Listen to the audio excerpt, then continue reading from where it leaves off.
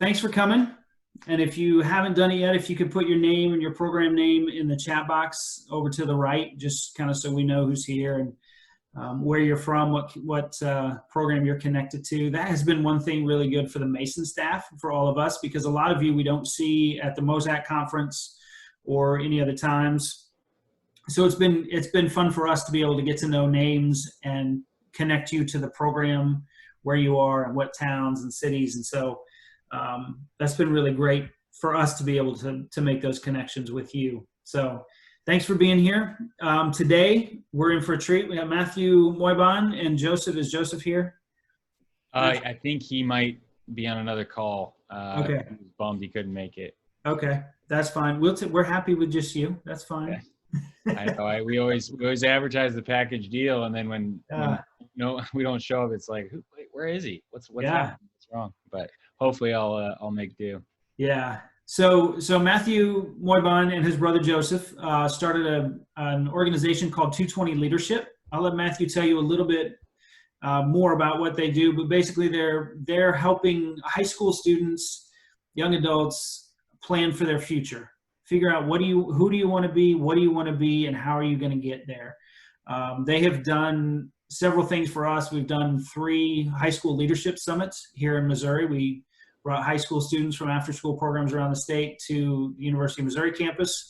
And then in March, actually right before we all went home, we went down to Cape Girardeau to Southeast Missouri State and had a leadership conference there with Matthew and Joseph. And so they're working with some of the high school programs around Missouri. Just they've got curriculum, they have different activities to help kids figure out who they want to be and what they want to do. So we asked Matthew and Joseph to be on, and we're just getting Matthew today, but we asked them to come on and just kind of talk about planning for the future and what does that look like, and helping your students plan. I think that there will be things that you will be able to take out of it for yourself personally as well. That it's not just, oh yeah, I can use this with my kids, but you can use it for yourself as well as, if you have kids in your own home. So, so I think we're in for a treat, Matthew. So always good to see you. I'm going to turn it over to you. Thanks, Brad, and thanks everyone for joining today and letting me be a co-host. When Brad and Mark told me about how successful these were, I was pretty blown away, because we're a part of we're partnering with a lot of different groups in education and after school, and they're offering things like this all the time. But one of the things they really struggle with is attendance. So the fact that there's been some of you who have attended all 19 is amazing. I'm a little nervous going after all those, because I'm sure there's some good ones. And then I think I'm sandwiched between Google, someone from Google after this to wrap it up. So, that puts a little pressure on me, but hopefully pressure is good. I normally like a little pressure. But I'm really excited to be here. And today we're going to go through just some basic things that we like to teach to our students when we have a partnership or a program with them. And warning, with a lot of these, we have tested them ourselves. So I think you will get a lot out of it if you have an open mind and think about how some of these concepts can apply to your life. So I'm excited to dive in. What I'm going to do is share my screen and use just a basic slide deck as the main event for the thing. And now I'm trying to share my screen, and something happened with my screen. Hang on one second. Brad, you can't see my screen, can you? No, not yet. We just tested this. We did. So you're still a co-host. Was it that notification we got? That was about annotation. Well, we may have to do this without the slides. Are you not allowed to share the screen? Oh, there we go. Is that working now? Got it. Just always something. All right, but we're up and running. We'll take that as a win. So Brad, if you wouldn't mind, could we launch the poll? So what I wanted to do was just get a gauge from people. This pandemic has not affected me or my students in any way. And if you're on a Chromebook, apparently the Chromebooks don't allow you to participate in the polls on Zoom for whatever reason. So you can just put in the chat box, true or false. So we've got 73 of 117 have voted now.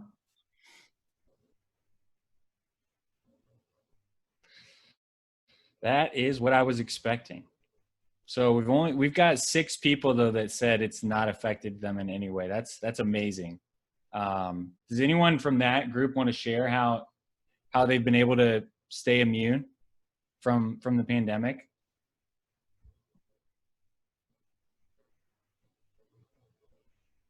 There are definitely some counties here in Missouri, Matthew, that have not been touched, or have we talked to a lady this morning. They've had four cases in their county. So, wow, yeah, that's amazing. So it sounds like for most people though, and this is what we found to be the case, is most areas this pandemic has affected people not just a little bit, but a lot. And so right now, life does not feel normal whatsoever. Things are starting to get back there. I'm in Chicago, so things are getting back to normal a little slower than I would like. I'm supposed to be getting married in August, and that continues to be in jeopardy. So I'm hoping that things can go back to normal. Obviously, though, keeping everyone healthy. So if you wouldn't mind in the chat box just sharing what makes this pandemic so different than normal life. What has made this so challenging? And think about it for you specifically, or your students, things that you've dealt with.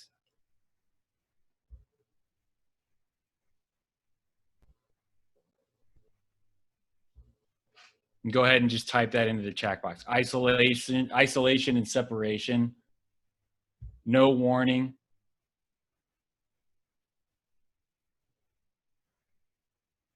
Loss of control, anxiety, being home 24/7, homeschooling, unknowns and the uncertainty, no question. Social butterfly and not seeing my friends, absolutely. Social distancing, no hugs. That's a good one. I'm a hugger too. Unexpected fear and people dying, no question.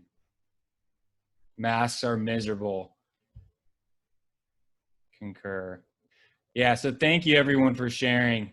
Things are very different. There's things that we haven't had to deal with ever, and one of the hardest things, and several of you said it, is just that nobody saw it coming. We didn't have time to prepare for this.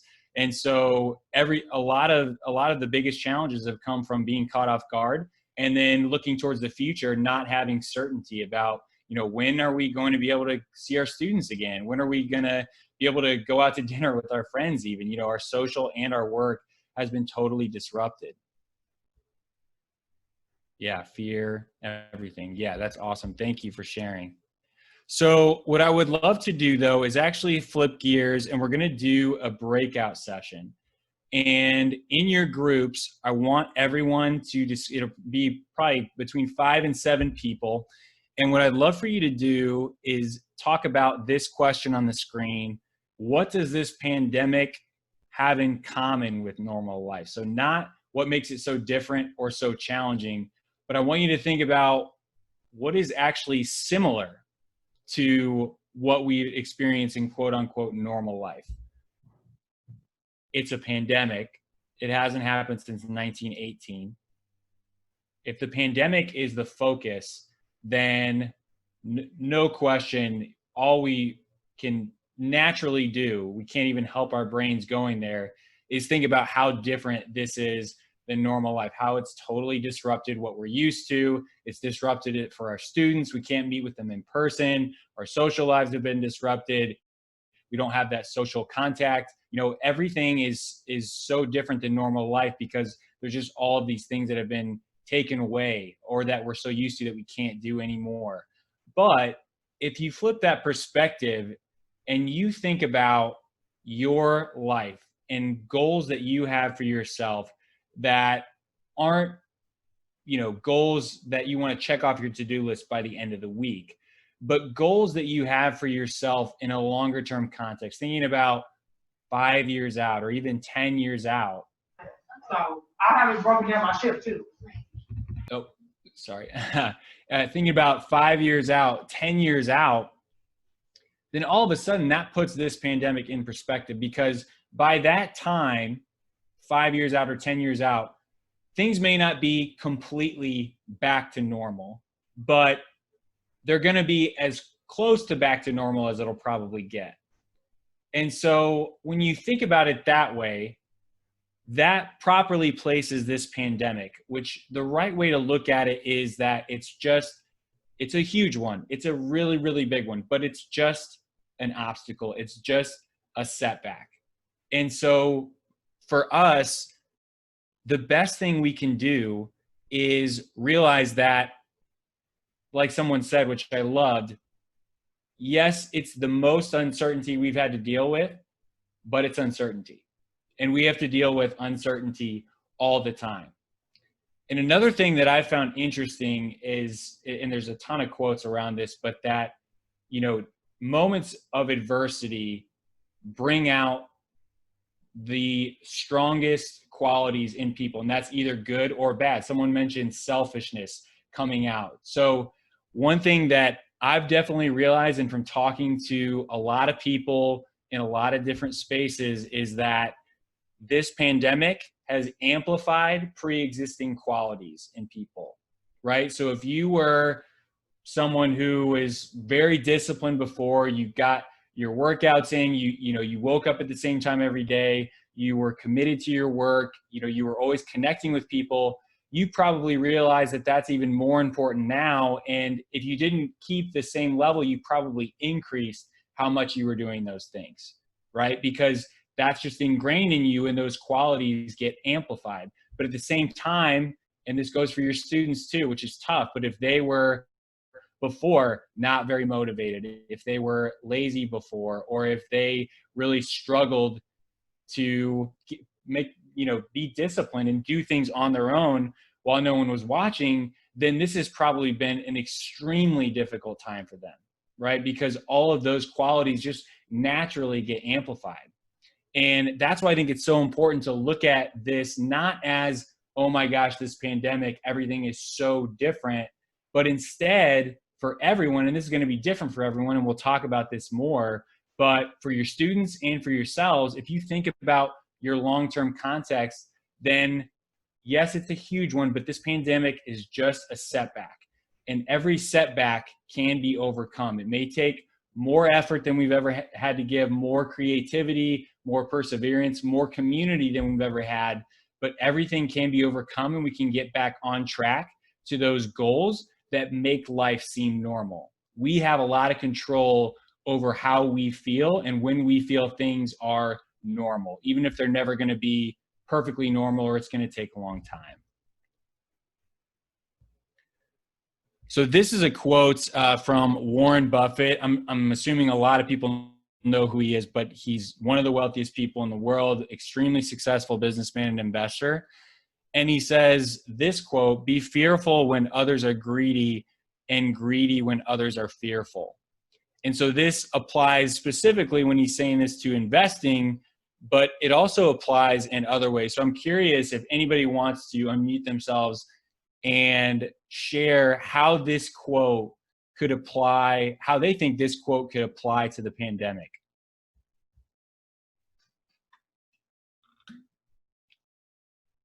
Hi, my name is Candace. I'm with Better Family Life in St. Louis. And after the second part that says greedy when others are fearful, I think that applies to when we first started really adjusting to this new quote unquote normal. We were very uncertain, and after watching a lot of news stories about our shortages of toilet paper. A lot of people had a lot of different theories on why we weren't seeing toilet paper on the shelves. Do people really even need it? People need all of these Clorox wipes and other sanitation, tools? So I think that means in this situation, at least, that we were very uncertain with what was going on. And so because of that uncertainty, we didn't know if we were ever going to leave the house again. So we need as much as we need for our families, then we take more than what we really need because of that fear of the uncertain. Yeah, thank you for sharing that, Candace. I appreciate it. No Anyone problem. else?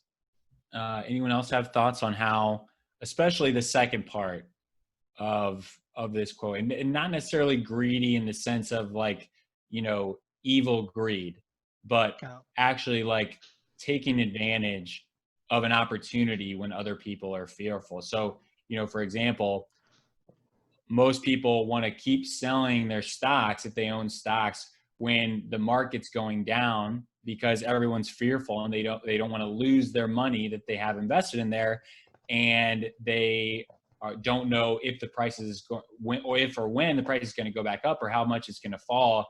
But a lot of the most successful investors actually invest at that time, and that's how they make their greatest returns. And so if we flip that from money to thinking about it in more of a sense about goals and taking advantage of opportunities. I see somebody saying multiple times, Audrey, thank you, being bold. That's a great one. Anyone else have a comment they want to unmute themselves for? I was going on by what you said. Yeah, yes. Yeah, it's just now would be a time where everybody's being fearful and holding back. Now it shows like the people that are the leadership that stands up, the people, it's like, hey, I'm going to take this a step further. If everybody's going to not be the person that talks, then I will be. Getting yourself out there, then people know that you're the one that they could go to. You're leaving your mark now. You're being greedy by leaving your mark, by being the one that speaks up. Absolutely. I love that. Thank you for sharing. Anyone else?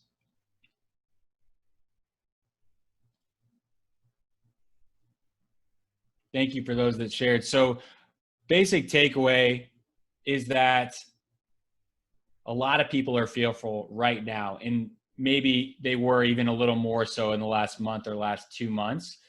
But when people are fearful, there are opportunities that present themselves for you to really take your life, your goals to the next level. So while this provided, for some people and definitely for a lot of students, a lot more downtime, it can actually be an opportunity while some of the normal things that take up their schedule aren't taking up their schedule to build new skills, to do things that they normally say they don't have time to do that they've always wanted to do. And that same thing applies for us as leaders, for our students, and for us as people with our own personal goals. And so that's the theme I want everybody to think about as we move through the rest of this webinar is how can we do that? How can we take advantage of opportunities like this where there is adversity and everything seems down and everyone else is fearful? How can we be the ones asking the different question, not how is this so different than the pandemic? Oh my gosh, this is affecting me so much. But actually, how can we use this as an opportunity? Because it actually isn't that different in certain ways from normal life, right? Because we're dealing with uncertainty, we're dealing with fear, we're dealing with setbacks, and we're dealing with the unknown. But that's always going to be the case. And those are actually constants. We're always going to have those. And so what I want to do is move forward and think about giving everyone strategies that they can use with themselves, but also with your students, especially. Everything we do is all about the students, how you can use this with them and help them think about taking advantage of this opportunity. And so now what I'm going to do is show one of my favorite videos.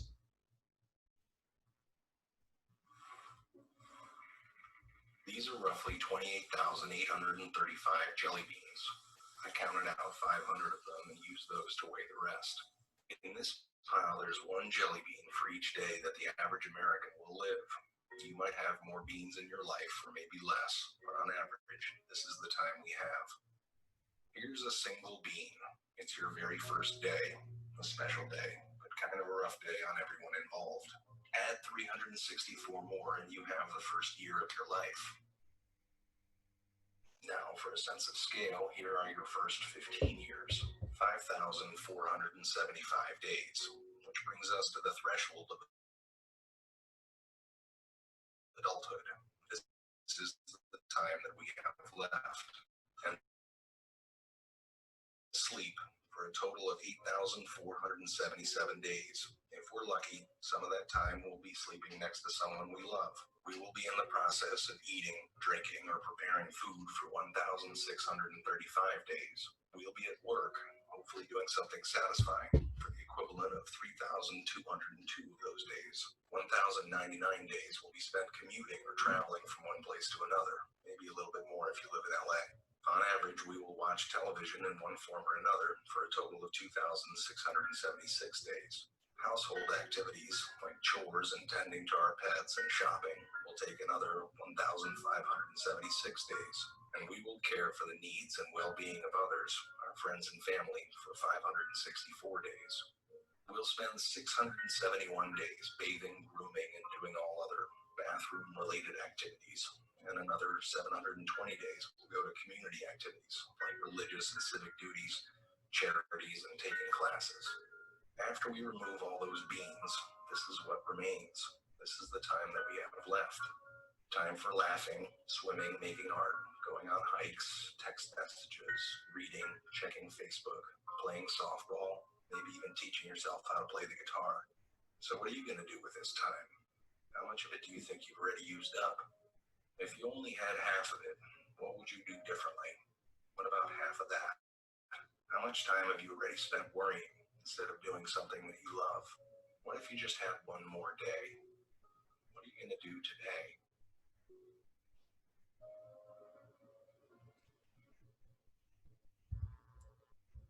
All right. So if you've been with us before, or you may have come across that video in another spot, but I've seen it 100 times, and every time it gets me. It's just an amazing way to think about time.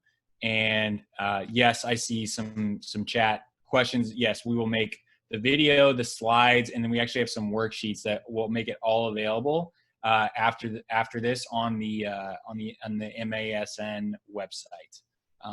So yeah, that'll all be available for everyone. But yeah, just Myra, you had a great comment earlier that I missed and I wanted to come back to, talking about taking advantage of opportunities. Zoom, that we're all on right now, is a really, really good one. You know, just absolutely took advantage, probably as well as anyone or any company of this situation, and is doing better than ever.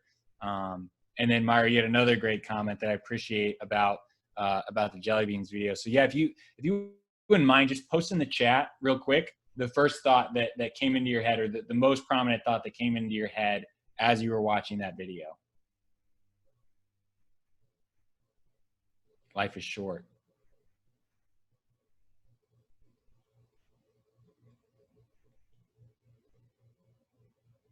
Every moment counts. Be purposeful, Candy. Live every moment. Use times wisely. I would spend my last moments with my son. Very cool, Nicole. I wish we didn't have to sleep so much. We don't do enough of what we love. You can make a difference. These are great. Time can be a friend if you choose. Don't waste the extra time. That's a great one. And that's really the theme, is like, it's so easy right now when things are so uncertain and there's all these obstacles in front of us and there's so many things we have to deal with, and we're just, trying to make our families feel as normal as possible, or make sure that they're happy and moving forward. And we're trying to do the same thing for all of our students. All these problems come up all the time. It just gets so easy to be only thinking about what's right in front of you, right? And when you do that, a lot of times things aren't in a good context. And so that's when we start to get in that mode of, God, I can't wait until the end of the day. Or even though, a lot of us are working from home, I can't wait till the work week's over. We're still in that mode because we need a break and we're only focused on what's happening right in front of us. But what happens is we forget about what the Jellybeans video is trying to convey, which is that all that time that we wish away, or we're not cognizant of how we're using that time, it's still happening. The clock never stops, and there's only a finite amount that we get. And one of the concepts I really like is from one of my favorite authors. His name is Ryan Holiday. He's written several books and has a really great blog. But he writes about this concept of alive time or dead time. And the best example of that, I think, is driving in the car. So put in the chat box, yes, if you commute to work in a car.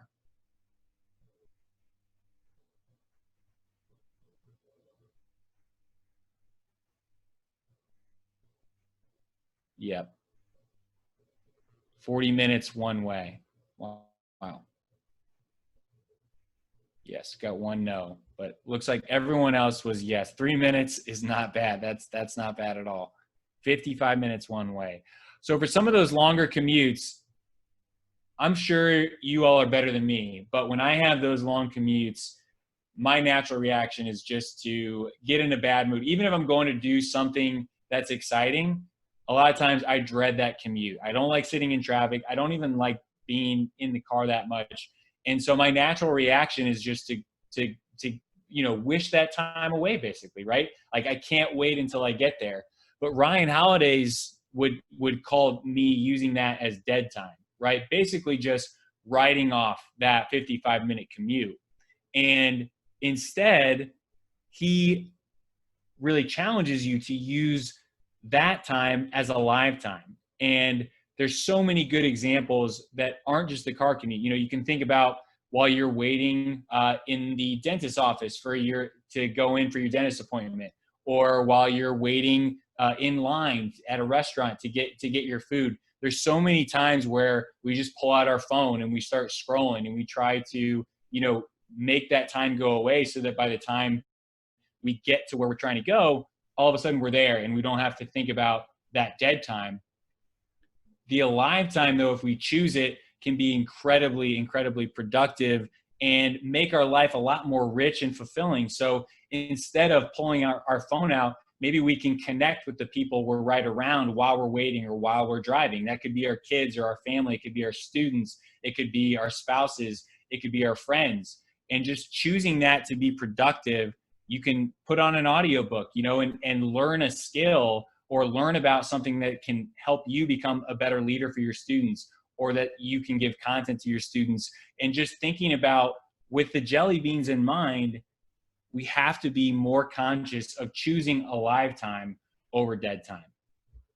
I see podcasts, audiobooks, consciously relaxing, all that stuff's great. Learn another language.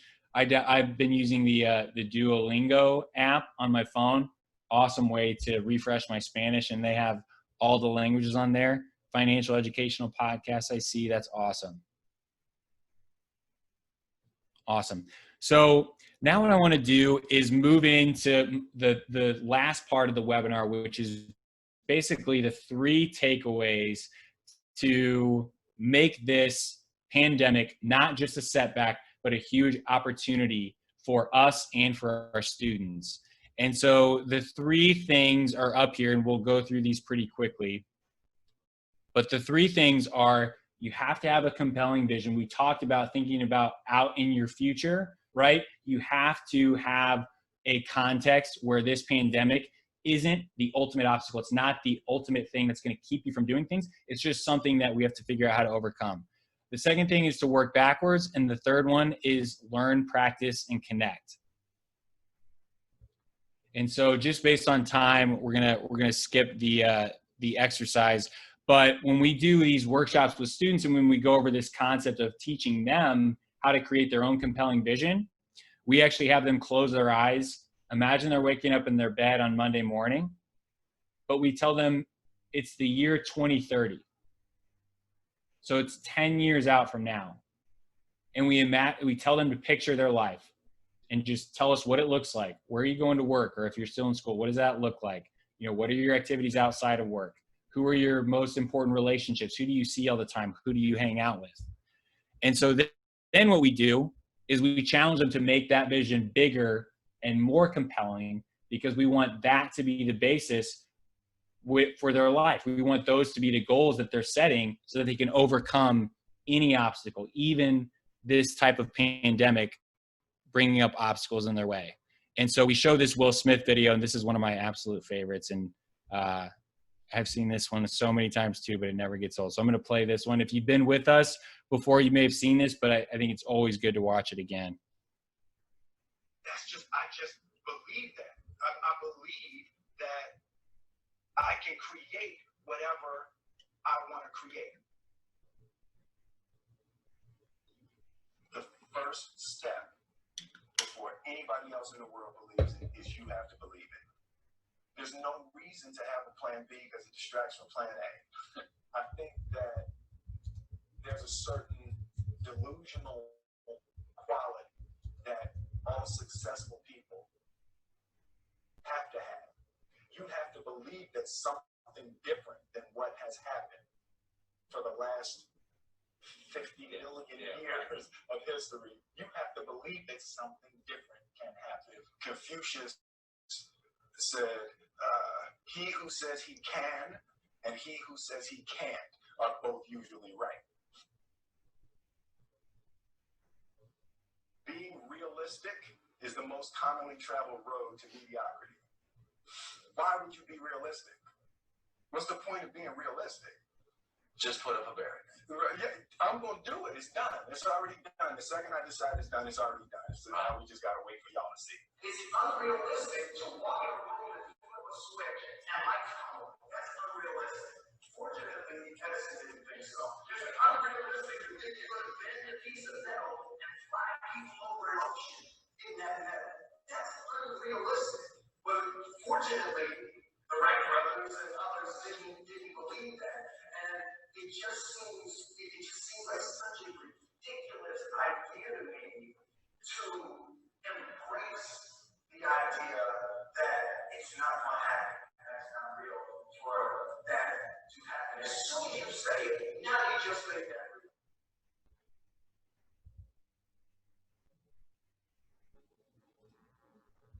I just believe that. I believe that.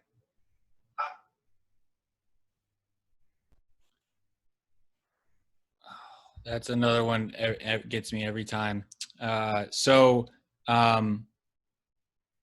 What we do is, like we said, we have students go through that exercise where they think 10 years out, let what naturally comes to mind come to mind.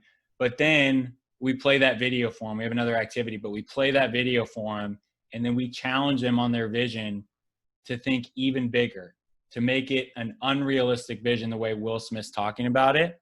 And so there's a worksheet, and again, we will make this available to everyone on the website. But this is the worksheet that we use. So they fill out their original vision without the unrealistic prompt. They watch the video, and then we have them do it again. But this time they have to think about it in an unrealistic way, which means your ultimate, no limits, and assuming that failure was impossible. How would you create your life? What would it look like? If you could design it from scratch, what would it look like? And so after that video, I would love to hear from people. Just if you want to type in the chat box what your reactions are to that video. And then if it made you think about a goal that you have, is there a way you could make it more realistic, or did it challenge your thinking on what's possible?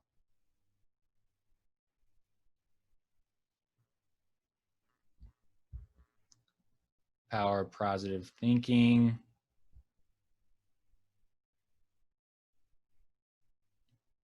Degree in graphic design because it was a more realistic career than a studio art degree. Still regret that. Thanks for sharing, Megan. It's a mindset. I wish I was as focused as he is. I'm so used to people saying that I can't, and I've adopted that mindset, and I can't be unhappy because I accepted those limits. Thanks for sharing, Myra. Very inspiring. Having students believe in themselves. In order for us to teach this, we have to believe. Absolutely. I'm wanting to retire and travel the US in an RV and the world to explore. That is awesome. Putting out ideas out in the universe with 100% sincerity and believing they can happen. Absolutely. So the reason we teach this and we're so passionate about this concept is because this is what happened to us. Joseph and I, we have this company together, but we wanted to be entrepreneurs as soon as high school. We got the bug. Our dad did some really cool things exposing us to the world of entrepreneurship, the Robert Kiyosaki book, Rich Dad, Poor Dad, and some other things. We even invested in a side business with him. And we just caught the bug. We knew that was our calling. And we know it doesn't happen for everyone that early, but we had it. The problem with us that we faced was nothing in high school was there to support our dream to do that. And so what we basically got encouraged to do and basically beaten down to do was focus on what was right in front of us. Think about, graduating high school, getting that SAT score, going to college, getting the safe job, and then think about maybe starting a business, right? Because that's a dream. And so we did all that, got banking and consulting jobs in Chicago, making great money. Everything's great, except that we were unhappy still, even though we had achieved success, but that wasn't our definition of success. Our unrealistic definition of success was becoming entrepreneurs. And what we found out later too was entrepreneurs in education helping students. And so what we did was we said, you know what, our unrealistic vision is this. We don't know exactly how we're going to get there, but we're just going to get started. And so eventually in 2015, we both left those jobs. And 5 years later, here we are. And we've worked with over 3,100 students. That's the type of thinking that we want for our students, any student that uses our program, so that they don't have to go through the same thing that we did. So yeah, appreciate the comments still coming in. Telling students you believe in them so they believe in themselves no matter what. Oh, Mark, yeah, I just got your comment. Feel free to jump in if you want. I'm just going to keep going, but these ideas of success can manifest themselves early, but discipline and hard work is what makes it happen. That's awesome. Thank you, Gonzalo. So yeah, we appreciate everyone sharing. So this is a concept that we're really passionate about and serves as the foundation, right? Because you have to have that compelling vision out in the future for something like a pandemic to not totally derail you. So once you have that compelling vision, the next step is to reverse engineer. And if you can see on the screen, it's Harry Potter. So feel free in the chat box, let me know if you are a Harry Potter junkie like I am. I listen to the audiobooks every night before I go to sleep, and it's the best thing ever. Watch the movies on repeat. It's amazing. And one of the reasons, too many no's, I highly recommend, just like the Harry Styles recommendation. But Harry Potter is amazing, and the reason I bring it up right here is because, for those of you who don't know, it's 7 books. 7 books long. They're each over 300 pages. Some of them creep into the 600 and 700 page mark. The reason the story is so incredible is because things that manifest themselves as absolutely critical in the 7th book actually make their first appearance in the first book as something totally inconspicuous and not important. And that this happens in the 2nd book, 3rd book, 4th book, 5th book, 6th book, which is why it's so cool, because everything connects and it's an amazing story. And I think one of the opposite examples is when there are movie sequels that weren't originally intended to have a sequel.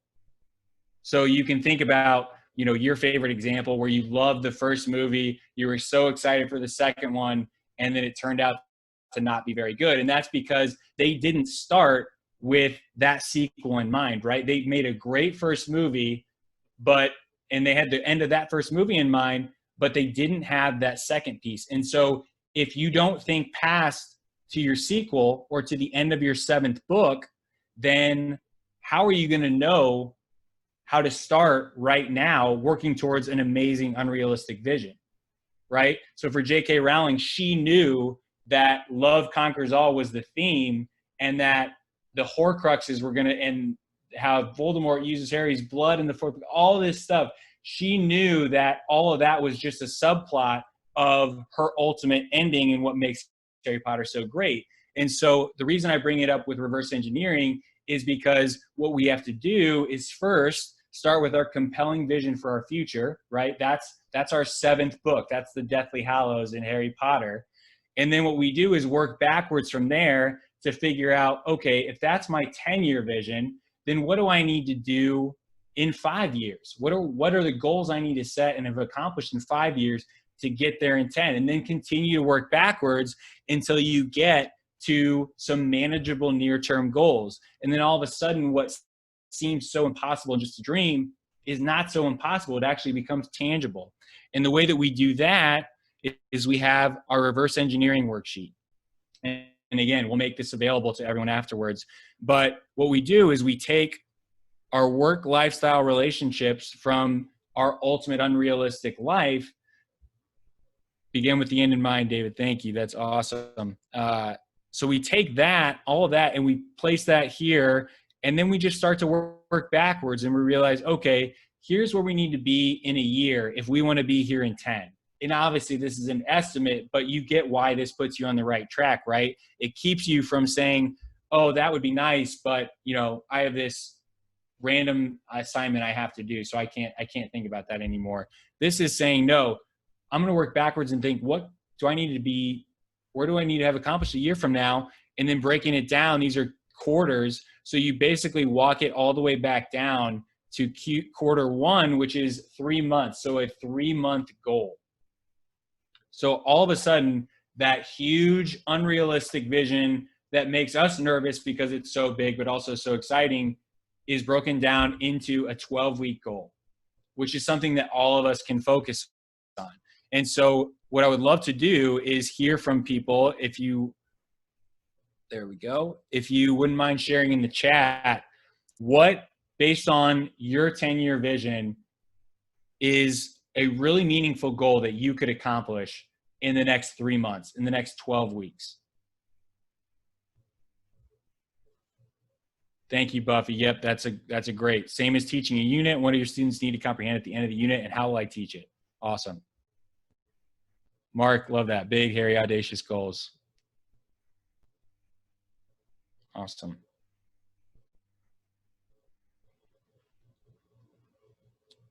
Thank you, Julia. Renew my social work license. Awesome. Finish remodeling my house. Awesome. Walk more. Absolutely. Shanice, I think that's a great one, right? Because all of us probably know that we need to walk more, right? But a lot of times it can be hard when we're already on the couch or we're at our desk and we have other stuff to do. But when we think about in 10 years, I want to be really healthy for my kids or for my grandkids or for my great grandkids, or I want to still be in great shape, or I want to be able to do this thing that I love, or I want to still be able to be active. Then all of a sudden, like, any excuse that we come up with seems so small and doesn't really make sense, right? In terms of keeping us from doing something that's going to help us accomplish that 10-year vision that's super exciting. Launching my photography business. Awesome. Buy and use a bike, master's degree, better self-care routine, more structure, go back to school. Agree, Myra, it's not too late. That's awesome. Meet my saving goal, master recipes, reading more books. This is awesome. Started on a hydrating goal. That's awesome. Garden to flourish. Do less but earn more. That's great. Increase your earning power. These are awesome. Yeah, feel free to keep them coming. This is great. This is what's so cool, is because all of a sudden, like, everyone can daydream, right? Everyone can think really far out, but so few people do the simple step of just working backwards to say, how can I start doing this right now? How can I make huge progress in the next 3 months? So again, we'll make that worksheet available. And that's step 2. Step 3 is the learn, practice, connect step. And I put boring or overwhelming on this slide. The reason is because this is where we get to the stage where people want an overnight success formula. They want to see really, really fast progress. And when you don't start to see progress fast enough, you start to lose interest, and the initial excitement and the initial discipline with your habits starts to fall off. And this is especially true for a lot of students. I remember for me, when I was in high school, I was so passionate about basketball. I just absolutely loved it. And I, loved playing on the high school team. It was amazing. I would never give it up. And I knew like I wanted to play, I wanted more playing time, right? But to do that, I knew I needed to go out and practice on my own after practice when I got home. I needed to go and spend more time practicing to be able to beat the people that were in front of me and already better than me. And for one reason or another, I didn't connect that to a future that was exciting enough to me for basketball. So for me, it was basically just a choice between, well, do I want to play video games with my friends, or do I want to go out there and sweat again and do another workout for basketball? And I never really got that individual basketball routine started. And it's because it wasn't connected, and it seemed really boring or overwhelming to think of how much I would have had to practice to get good enough to play on my high school basketball team, which I'll be honest, I had 2 NBA players on it that were drafted. So that helps justify a little bit that maybe I was on a tough team, but still I didn't have the excitement to overcome the initial steps, which, like we said, can get boring or get overwhelming if you start to think about how much of success is really just putting one foot in front of the other every single day and doing those critical things that most people aren't willing to do, and doing them on a consistent basis. And so what we do is to not overwhelm ourselves and help organize what those critical things are, how to actually move forward and make progress, even if it's a really difficult industry to break into, right? Like art or music. We hear all the time that students would love to do that, but it's not practical. They think it's too hard. And what that really means is, I don't know if I want to put in the work to make myself specialized enough to be able to have a career in that. And maybe you won't make it, and we have a whole exercise around this, but maybe you won't make it as the music artist singing on stage, but that doesn't mean you can't have a career in music. That doesn't mean you couldn't combine music and finance, or music and a law degree, right? Or music in any other skill, music and public speaking. And the way that you do that is you have to immerse yourself in that subject. If it's something that you really care about, and it's something that you love and is a part of that unrealistic vision, then what we're basically doing is breaking down that 12-week goal into actionable steps that we can complete every single week. And there's 3 categories of that. The first one is learn. So that is basically just acquiring knowledge. So maybe share in the chat just some ways that you think of when you, like, your favorite way to learn, or even if not your favorite, your student's favorite way to learn new content.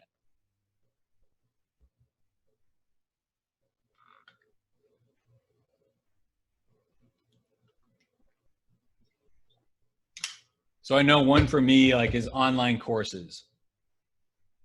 Play with a game. Yep. Games, absolutely. Games, art, computers, awesome.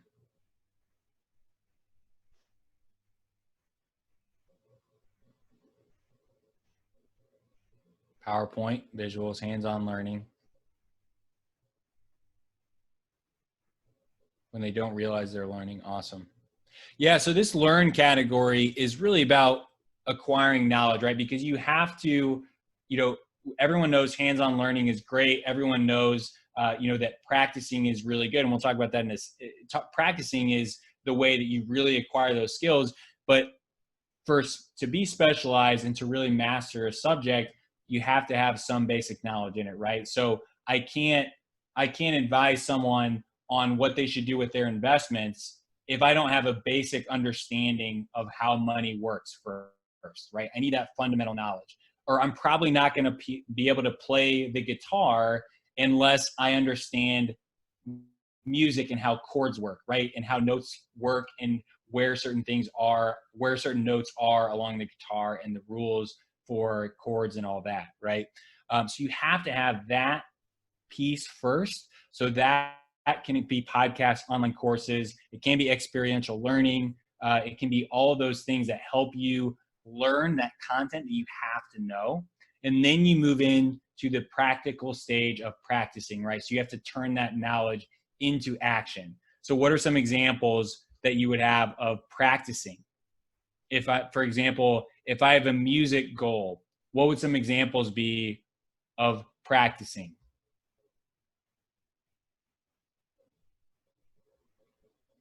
Robin, those are some great learning ones. Thank you.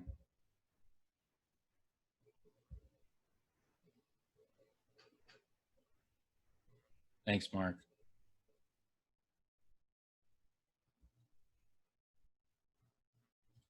Yeah, feel free to just put those in the chat box. But you know, if I have a music goal, right, that's me actually sitting down and practicing for an hour, right? I've studied, I've learned the chords. Now I need to actually learn how to play them in practice, right? So that's the second step. And then the third one that scares most people, a lot of students, is connect. The reason this is important, you know, everyone hears like it's who you know, right? That's a phrase of like how to become successful, right? It's all about who you know. But in a lot of ways, that's actually true. I think what that phrase actually does, it does people a disservice, because students a lot of times think that if I don't naturally know people, if they're not naturally in my circle, then I'm out of luck, right? That's just not an opportunity or a field that I can break into because I don't naturally know these people. But actually, the most successful people are very intentional about connecting with like-minded people and connecting with people in their field that are actually accomplished, that they want to learn from and build relationships with, so that they're learning from the best sources, right? And down the road, those connections can provide meaningful opportunities and vice versa, so that you actually have meaningful relationships, not just, you know, who happens to be at your school or who happens to be in your friend group, but you've intentionally gone and found people and put them in your circle that can help you go where you want to go. So connect activities could be, you know, I'm going to find a mentor in the next month that has this level of experience in my field and try to connect with them once every 3 months. You know, that's a meaningful connect activity that you could set for yourself to move yourself meaningfully towards your goals. And you see how if you do this on a regular basis, so on this worksheet specifically, these columns are designed to have you pick first how many times a week you're going to do it. So let's say, you know, I'm going to connect with someone once a week, then by the end of the quarter, I'll have connected with them 12 times. That is a lot. There's a lot that can happen, a lot of learning and growth that can come from connecting with someone 12 times in a quarter, or even, you know, 4 times in a quarter. That is a huge movement towards your 220 life. And so that is the type of thing we try to get students to think about, is don't get so overwhelmed that you don't know where to start, right? Start with these categories. And if you do these 3 things, you will make meaningful progress and move towards your ultimate life.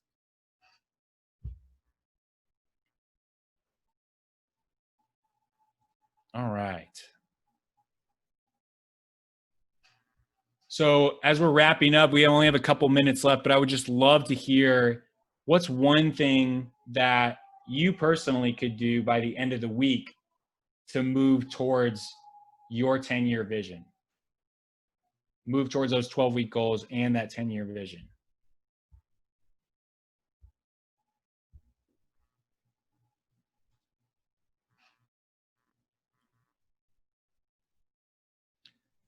Yes, awesome, Danny. Reach out to someone and ask how he, she, they do. Stay consistent, map it out. Add more money in my retirement account. Awesome, super practical. walk, take the step, start my paperwork for class, having a positive attitude. Absolutely, Crystal. Just take the first step and keep going. First step is always the hardest. Pick up the phone and call my advisor, read, print your worksheets. Oh, thank you. Print our worksheets. Thank you. Create a routine. Absolutely. Yeah, I mean, a lot of this stuff can be done by the end of the night, if you guys want it, which is so cool. So I definitely want to challenge everyone that either chatted it or even didn't chat it to complete that by the end of the week and just see how you feel. And what's so cool is like, you've done that now. And so next week you're making progress. And that's what's so cool about thinking this is an opportunity and not a setback. You still have the power to do all of these things you all chatted in here, and so do your students. And so that's what we want to help them do, is think about, I'm always going to face setbacks, hopefully not as crazy as this pandemic, but I'm always going to face setbacks. There's always going to be uncertainty. How can I develop that mindset that I'm always moving forward towards my 10-year vision, towards my 12-week goals, and doing the critical activities I need to do to have a life that excites me? And so that does it for me. Thank you all for sticking with me to the end. If you have any questions at all, feel free to chat them or just unmute yourself and ask them live. That would be even better.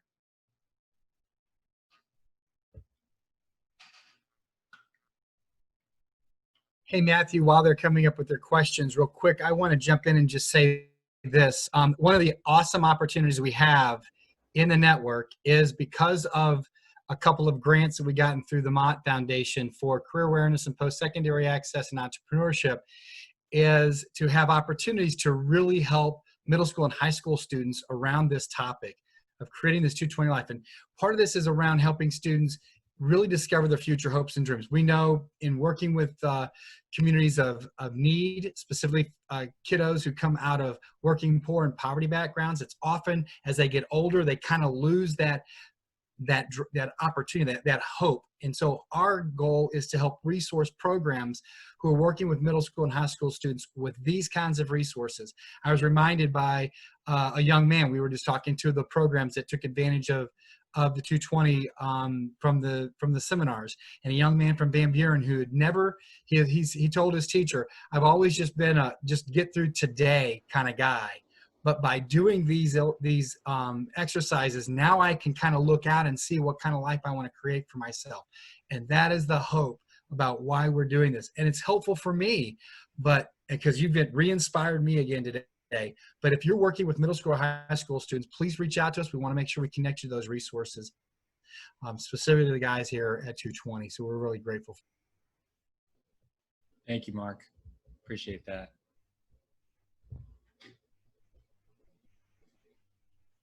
Any questions for Matthew?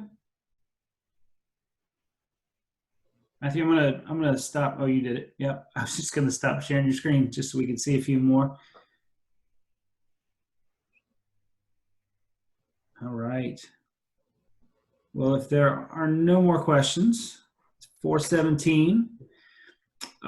Thank you all for joining us. Matthew, thank you for, like Mark said, I mean, I've seen this multiple times and I always walk away with something new. So, so thank you for being with us. So Myra, you know what? If you got time, Matthew, if I'm having such a hard time, sorry, my screen is scrolling like crazy there. Maybe you can find it there, Matthew. There's a question from Myra. Oh, if I'm having such a hard time, how can I guide my kids to be complete?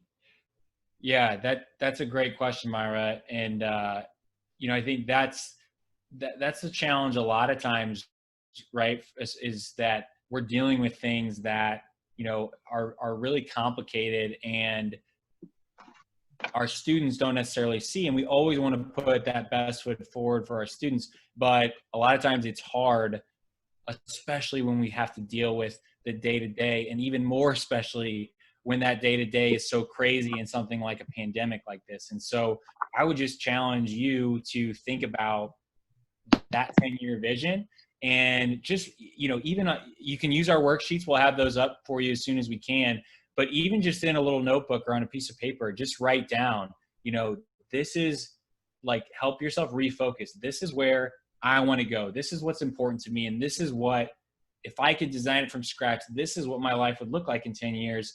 And then work backwards to say, what can I start doing this week? And don't think about, oh, wow, I'm so far behind, or don't worry about regrets that you haven't started sooner. You have now. You can start right now. You can start before the end of the night, before you go to sleep, and take 1, 2, 3 small steps to just get that engine running a little bit.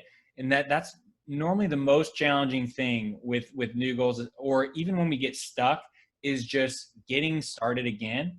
And so if you can do small things, there's a really good new book that I haven't even read yet, but I've just read so many articles on it and heard podcasts and all this stuff, called Atomic Habits by James Clear.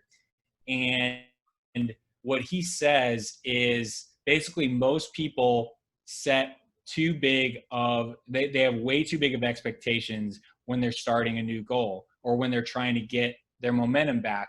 They say, well, if I'm going to lose 25 pounds, in 3 months, let's say, I'm going to work out 7 days a week. That's awesome. But if you work out 0 days a week right now, that's a humongous change, and you're really setting yourself up for disappointment. So what you really should do is you should say, I'm going to take the stairs at work instead of taking the elevator, or I'm going to just walk out to the end of the driveway and walk back.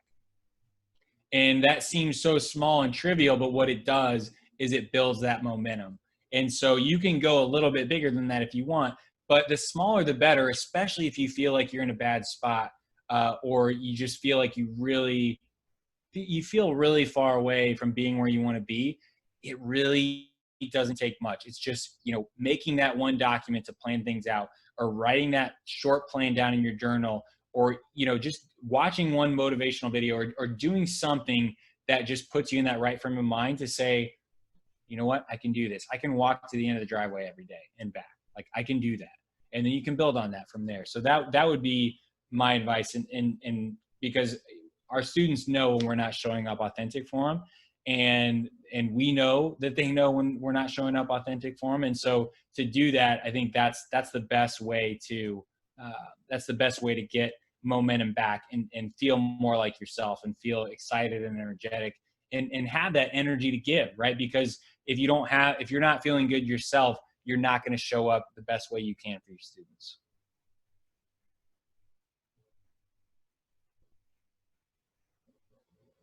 Thanks.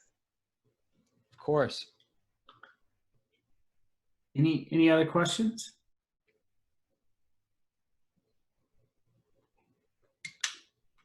All right. Well, Matthew, again, thanks.